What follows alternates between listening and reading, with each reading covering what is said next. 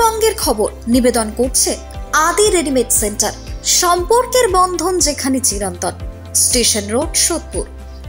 এই খবরটি নিবেদন করছে Swami Vivekananda university, saint Augustine's day school, Barrackpore. Success for every child.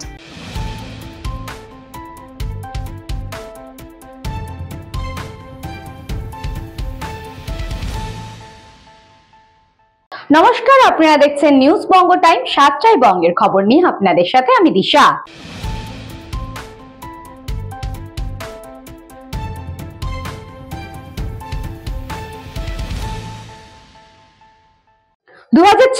সালে নির্বাচনের পর তৃণমূলের ঠিকাদার নেতারা মুম্বাই ছাপড়ায় পালাবে। ভাটপাড়ার এক সভা থেকে বক্তব্য অর্জুন সিং এর। শ্রমিক মালিক কাজিয়ার জেরে গত 6 নভেম্বর বেলায় উৎপাদন স্তব্ধ হয়ে পড়েছিল ভাটপাড়া রিলায়েন্স জুট মিলে। ওই দিন রাতে সাময়িক বন্ধের নোটিশ ঝুলিয়ে দিয়েছে মালিক পক্ষ। অভিযোগ উঠেছে 6 জন শ্রমিককে অন্যায়ভাবে গেটের বাইরে করে দেওয়া হয়েছে। 6 জনের সাসপেনশন প্রত্যাহার সহ মিল চালুর দাবিতে এদিন জুট মিল টেক্সটাইল ওয়ার্কার্স ইউনিয়নের তরফে ভাটপাড়া রিলায়েন্স জুট মিল গেটে এক সভার আয়োজন করা হয়েছিল। উক্ত সভায় যোগ দিয়ে মালিক পক্ষের বিরুদ্ধে সুর চড়ালেন ব্যারাকপুরের প্রাক্তন সাংসদ অর্জুন সিং। তিনি বলেন, 6 জন শ্রমিককে বেআইনিভাবে কাজ থেকে বসিয়ে দেওয়া হয়েছে। 6 জন শ্রমিককে গেটের বাইরে রেখে ভাটপাড়া থানার পুলিশ ঠিকাদারদের সঙ্গে হাত মিলিয়ে মিল চালুর চেষ্টা করছিল। তার সাফ বক্তব্য, 6 জন শ্রমিকের সাসপেনশন প্রত্যাহার করে মিল চালু করা হোক। তার হুঙ্কার, 2026 সালের নির্বাচনের পর তৃণমূলের ঠিকাদার নেতারা কেউ চেন্নাই আবার কেউ ছাপড়া পালাবে।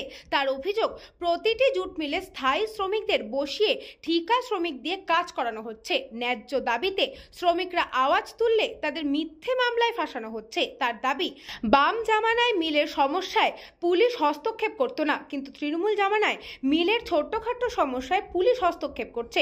উক্ত গেট মিটিংয়ে এদিন হাজির ছিলেন বিজেপির ব্যারাকপুর জেলার সহসভাপতি প্রিয়াঙ্গু পান্ডে, জেলা সম্পাদক সোহন প্রসাদ চৌধুরী, জেলার এক্সিকিউটিভ সদস্য সঞ্জয় সিং, বর্ষিয়ান শ্রমিক নেতা ওঙ্কার নাথ সাউ, ভাটপাড়া 2 মন্ডল সভাপতি সুরজ কুমার সিং, মিলের জুট মিল টেক্সটাইল ওয়ার্কার্স ইউনিয়নের সাধারণ সম্পাদক রাম প্রবেশ সিং এবং উমেশ রায় সহ প্রমুখ।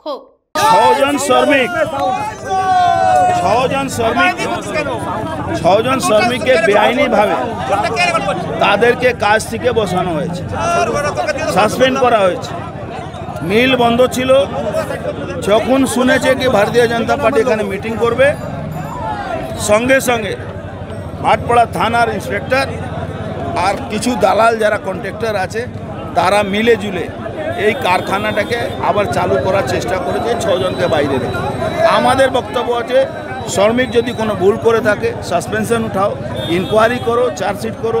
উইদাউট ইনকোয়ারি তুমি কাউকে চাকরি খেয়ে নেবে, এটা সম্ভব হবে না। এই জন্যে ইমিডিয়েট এই ম্যানেজমেন্টকে বলছি, কোনো ঠিকাদার, কোনো পুলিশ, কোনো গুন্ডা চক্করে না পড়ে মজদুরের কথা শুনুন। এই মজদুর আপনার ছেলে, আপনার মেয়ে, আপনার পরিবারের লোক আছে, এরা রোজগার করলে আপনার রোজগার হবে, নাহলে রোজগার হবে। আর 2026 বেশি দিন নেই।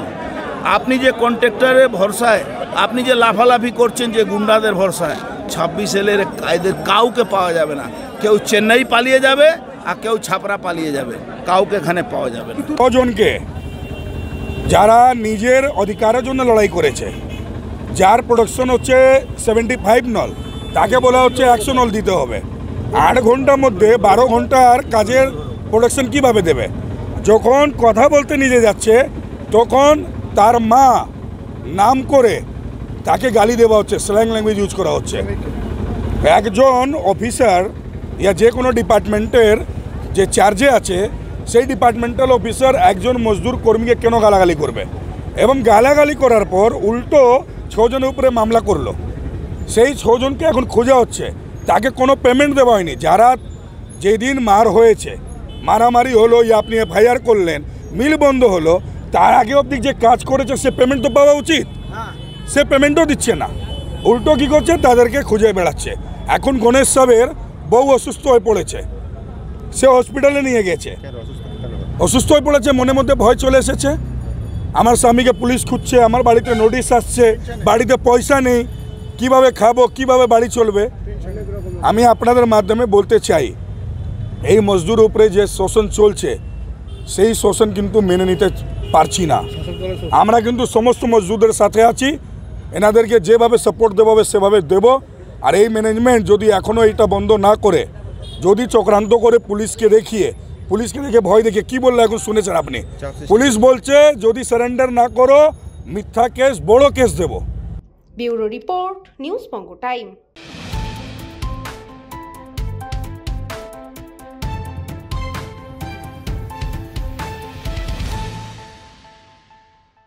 সুন্দরবনের নোনা মাটিতে নদীর পাড়ে ড্রাগন চাষের দিশা দেখাচ্ছে বাড়ির গৃহবধূরা।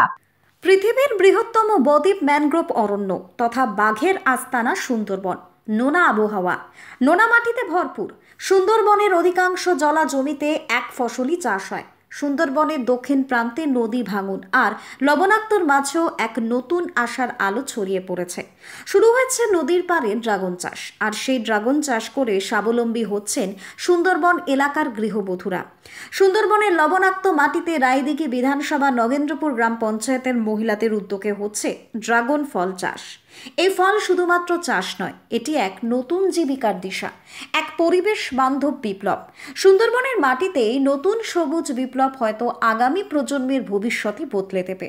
সুন্দরবনের প্রবেশদ্বার রায়দিঘি থেকে সামান্য দূরত্বে নগেন্দ্রপুর গ্রাম পঞ্চায়েতের পূর্ব শ্রীধরপুর, এখানে প্রায় 3000 পরিবারের বসবাস। নদীর কূলবর্তী এলাকা রায়দিঘি থেকে সহজেই এই এলাকায় আসা যাওয়া করা যায়। মূলত প্রায় 40,000 ড্রাগনের চারা বসানো হয়েছে। তবে ড্রাগন চাষের প্রশিক্ষণ সরকারি বেসরকারি বিভিন্ন জায়গা থেকেই নিয়েছে এলাকার মহিলারা। ড্রাগন চাষের মধ্যে মুক্তির আনন্দ পাওয়ায় বা মুক্তির স্বাদ পাওয়ায় সংকল্প পেয়ে বসেছে গৃহবধূদের। সে মুক্তি ঘরে বন্দির মুক্তি।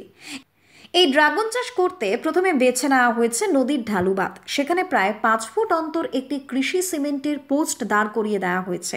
পোস্টের ওপরে লাগানো হয়েছে লোহার রডের মাধ্যমে সাইকেলের টায়ার, আর নিচেই বসানো হয়েছে জৈব সার দিয়ে ড্রাগন চারা। আর সেই চারা একের পর এক কখন ছাড়তে ছাড়তে চতুর্দিকে ছড়িয়ে পড়েছে। ধরেছে হলুদ রঙের ফুলও, এবং ফুলের নিচেই ধরেছে রং বেরঙের ড্রাগন, যে ফল মূলত 250 থেকে 300 গ্রাম পর্যন্ত হয়ে থাকে। পাইকারি বাজারে 70 থেকে 80 টাকায় বিক্রি হয় একটি ফল, কখনো কখনো 1 কেজি বিক্রি হয় 400 টাকায়।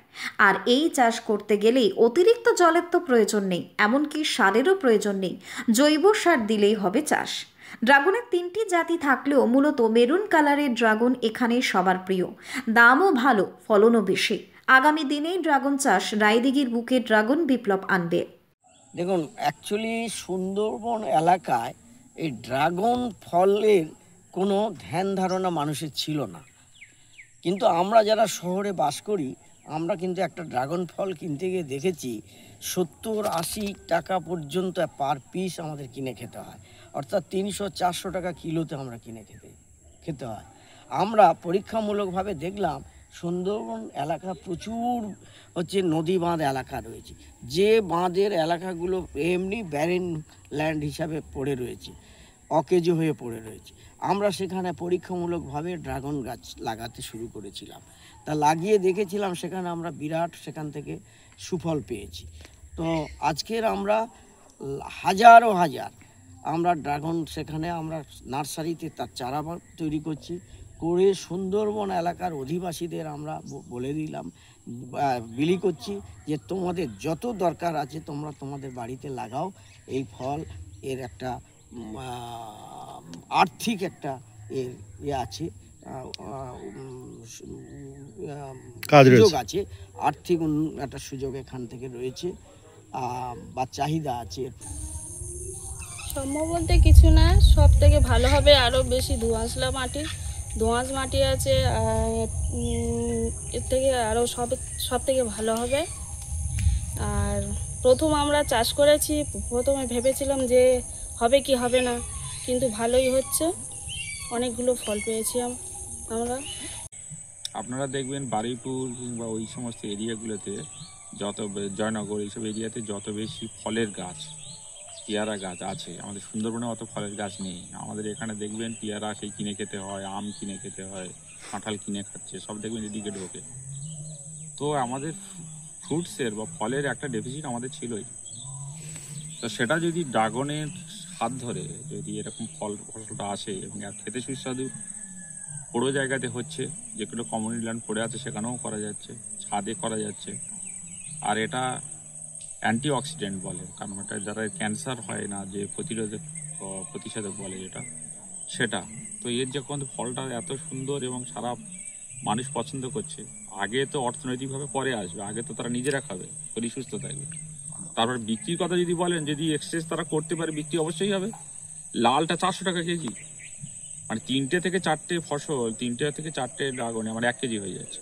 তার মানে লিটারালি এক একটা ফসল, এক একটা ড্রাগন 100 টাকা করে দাম। তো একটা মানুষের সে যদি একটা ছোট্ট জায়গার উপরে করে, ছাদের উপরে করে, যদি 1000 ফসল সে যদি বিক্রি করতে পারে, 1000 ইন্টু 100 টাকা, 10,000 টাকা। দক্ষিণ 24 পরগনা থেকে বাবলু প্রামাণিকের রিপোর্ট, নিউজ বঙ্গ টাইম।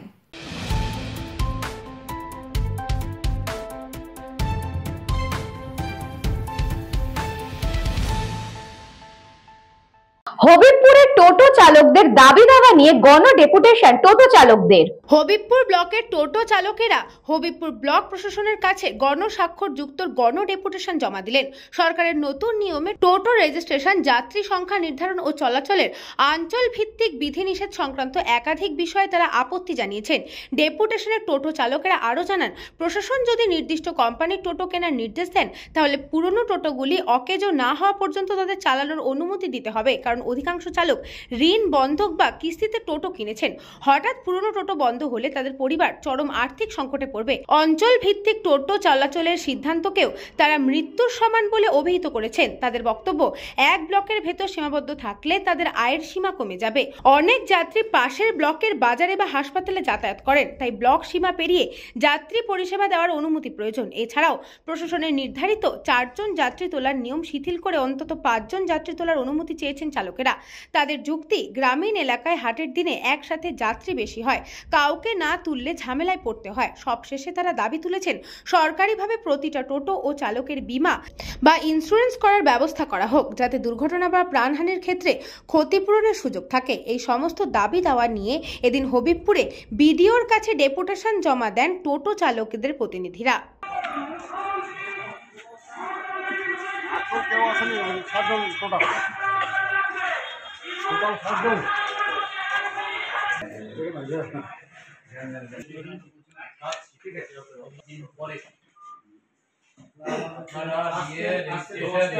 পোস্টে আপনি দিয়ে এটার জন্য ডেপুটেশনের নিয়ম কিন্তু নিতে চাইনি, তো আপনার রেজিস্ট্রেশন এসে দিতে চাই।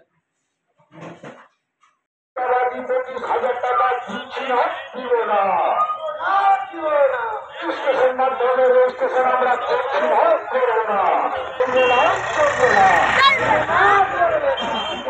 আজকে আমরা হবিবপুর বিডিও অফিসে বিডিও সাহেবকে একটা গণস্বাক্ষরযুক্ত গণ ডেপুটেশন দিলাম সমস্ত হবিবপুরের টোটো চালকদের পক্ষ থেকে। আজকের যে ডেপুটেশনটা সেটা সম্পূর্ণ অরাজনৈতিক, একটা টোটো চালক সংগঠন। কারণ গত 31 তারিখে এই জিতু মঞ্চে বিডিও সাহেব টোটো চালকদের নিয়ে একটা বৈঠক করেছিলেন। সেই বৈঠকে বিডিও সাহেব কিছু শর্ত চাপিয়ে দিয়েছিলেন।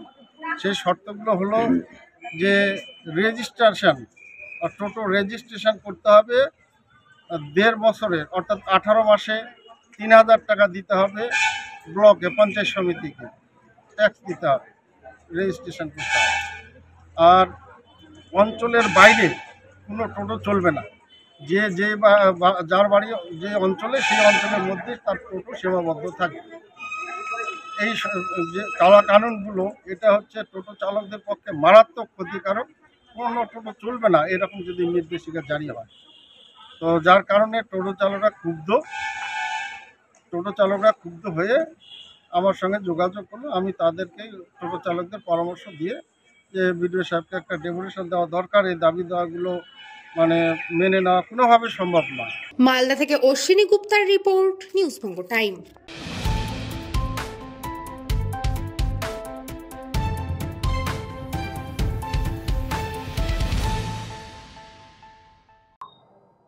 এখন সময় বিজ্ঞাপন বিরতির।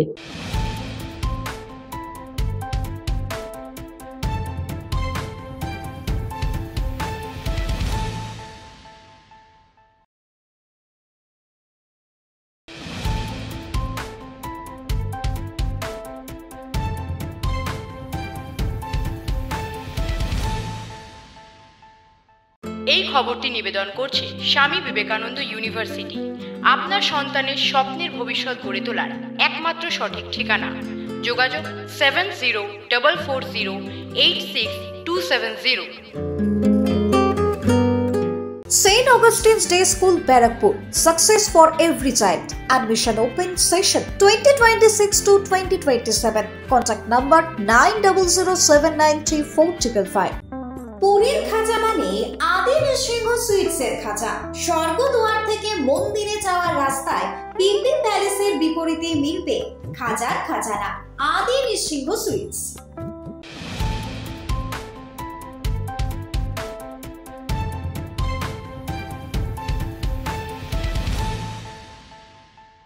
ফিরে এলাম বিজ্ঞাপন বিরতির পর। চোখ রাখবো পরবর্তী খবরে।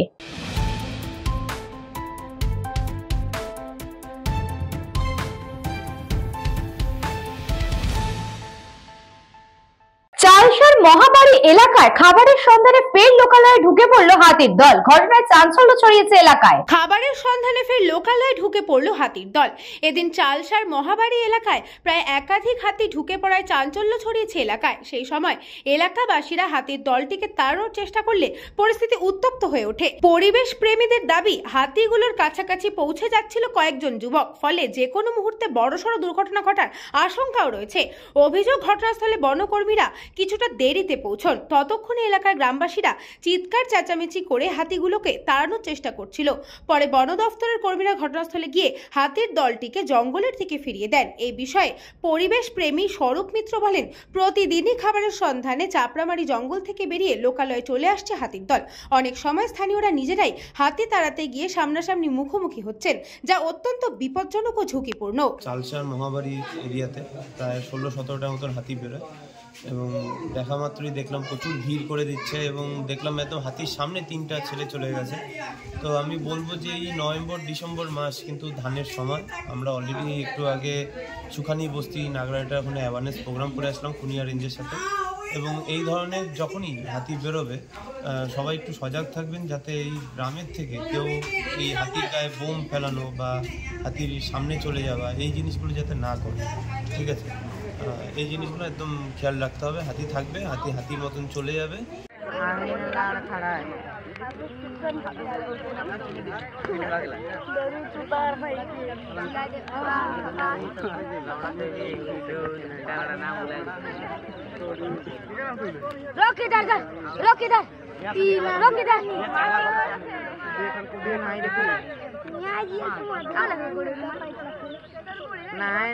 জলপাইগুড়ি থেকে খাদিমুল ইসলামের রিপোর্ট, নিউজ বঙ্গ টাইম।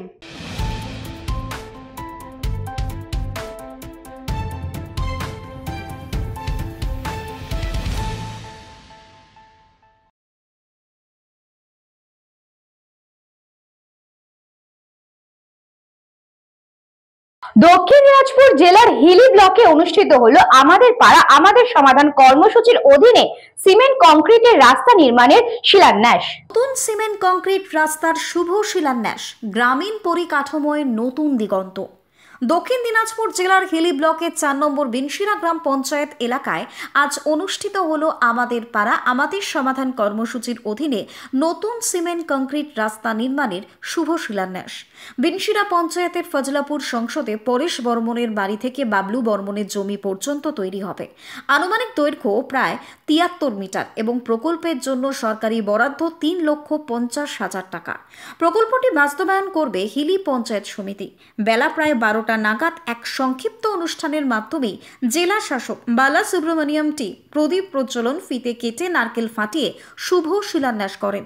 উপস্থিত ছিলেন হিলি সমষ্টি উন্নয়ন আধিকারিক চিরঞ্জিত সরকার, জেলা পরিষদের জনস্বাস্থ্য এবং পরিবেশ বিষয়ক কর্মাধ্যক্ষ কৌশিক মাহাতো, পঞ্চায়েত সমিতির সভাপতি, গ্রাম পঞ্চায়েতের প্রধান, উপপ্রধান এবং অন্যান্য জনপ্রতিনিধিরা।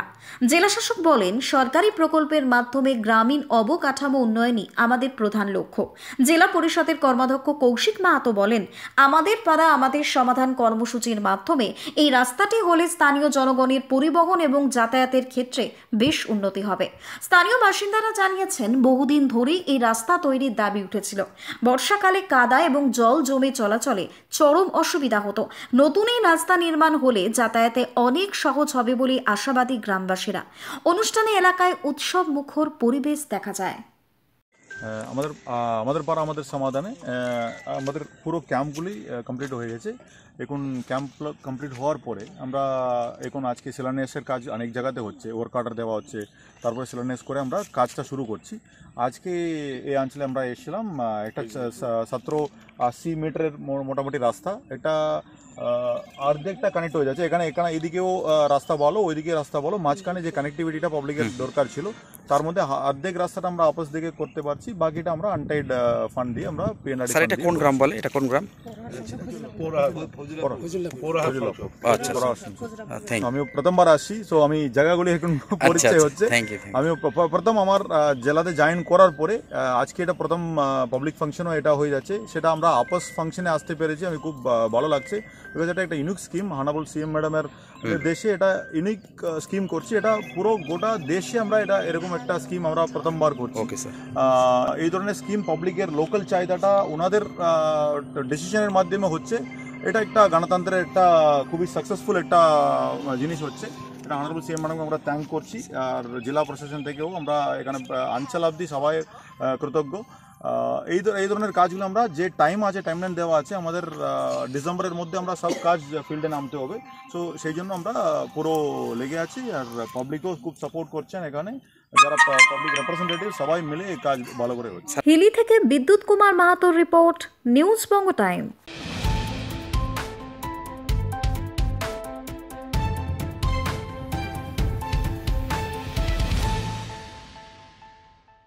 সাতটায় বঙ্গের খবর আজকে এই পর্যন্তই। দেখে থাকুন নিউজ বঙ্গ টাইম, খবর যেখানে আমরা সেখানে।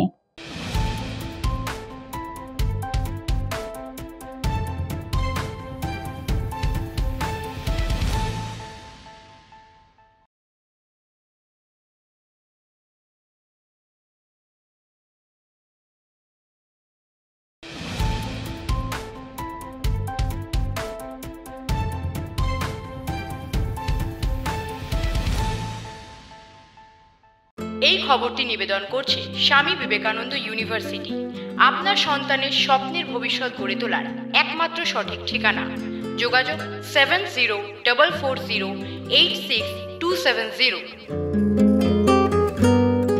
St. Augustine's Day School, Barakpur. Success for every child. Admission open session 2026 to 2027. Contact number 9007934555. পুরীর খাজা মানে আদি নৃসিংহ সুইটসের খাজা। স্বর্গদুয়ার থেকে মন্দিরে যাওয়ার রাস্তায় পিপি প্যালেসের বিপরীতে মিলবে খাজার খাজানা, আদি নৃসিংহ সুইটস।